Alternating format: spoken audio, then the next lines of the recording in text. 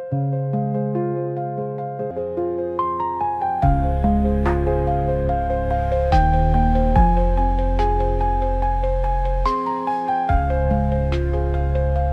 MD Afroz Alam as a senior dialysis technician यहाँ पे 2 साल से काम कर रहा हूँ Thalamus Institute of Medical Science में।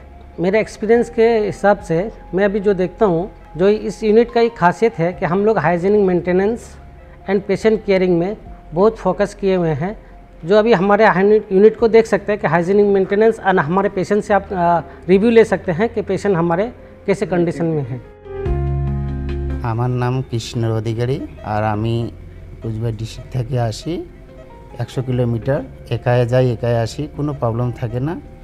আর আমি এখানে আসি কোনো অসুবিধা থাকে না।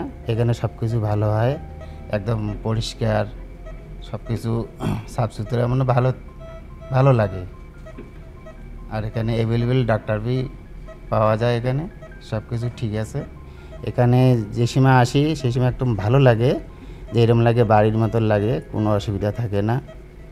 আর আমি কোনো 1 বছর থেকে কোনো প্রবলেম হয়নি আমার।